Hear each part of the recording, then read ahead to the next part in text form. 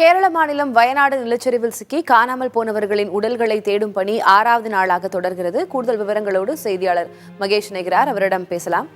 மகேஷ், எந்தெந்த இடங்கள்ல தேடுதல் பணி நடைபெற்றுக் கொண்டிருக்கிறது? இதுவரை எவ்வளவு பேர் உயிரிழந்திருக்கிறார்கள்? இப்போ அட்டமலை, முண்டக்கை அது போன்ற பகுதிகளில் இன்னும் எவ்வளவு உடல்கள் இருக்கும் அப்படின்னு அஞ்சப்படுகிறது?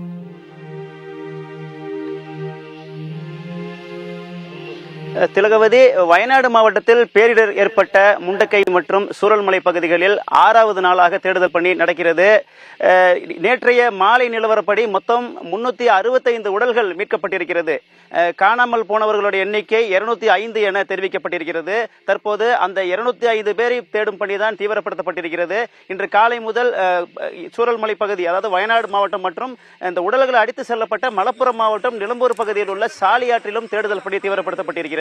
கடந்த 2 நாட்களை ஒப்பிடுகையில் வயநாடு மாவட்டத்தில் கிடைக்கப்பட்ட உடல்களை விட நிலம்பூர் பகுதியில் தான் அதிகமான உடல்கள் கிடைக்கப்படுகிறது. காரணம், இங்கிருந்து ஏற்பட்ட வெள்ளப்பெருக்கு மற்றும் நிலச்சரிவில் ஏராளமான உடல்கள் அங்கு அடி செல்லப்பட்டிருக்கின்றன. நேற்று மாலை நிலவரப்படி நிலம்பூர் சாலியாற்றில் மட்டும் 3 உடல்களும் 13 உடல் பாகங்களும் மீட்கப்பட்டிருக்கிறது. இதனை அடுத்து அந்த மலப்புரம் மாவட்டம் நிலம்பூர் பகுதியில் தேடுதல் பணியை தீவிரப்படுத்தியிருக்கிறார்கள். பல குழுக்களாக பிரிந்து மொத்தம் சாலியாற்றில் 35 இடங்களில் தேடுதல் பணி நடக்கிறது. சுமார் 20 கிலோமீட்டர் தொலைவு இருக்கிறது. இந்த முண்டக்கை பகுதியில் இருந்து அந்த ஆறு வனப்பகுதி வழியாக சுமார் 20 கிலோமீட்டர் பாய்கிறது. அந்த 20 கிலோமீட்டர் தொலைவிற்கும் தேடுதல் பணியை நடத்துவதற்கான நடவடிக்கைகளை தீவிரப்படுத்தி காலையில் மீட்பு குழுவினர் இறங்கியிருக்கிறார்கள். அந்த பகுதியில், அதாவது நிலம்பூர் பகுதியில் வனப்பகுதிக்குள் தேடுதல் பணி நடத்தப்பட வேண்டும் என்பதால் அங்கு செல்பவர் மீட்பு குழுவினருக்கு செல்போன் சிக்னல் கிடைப்பதில் பிரச்சனை இருப்பதால் அங்கு செல்பவர்கள் நிலை குறித்து தெரிய முடியாத நிலை இருந்தது.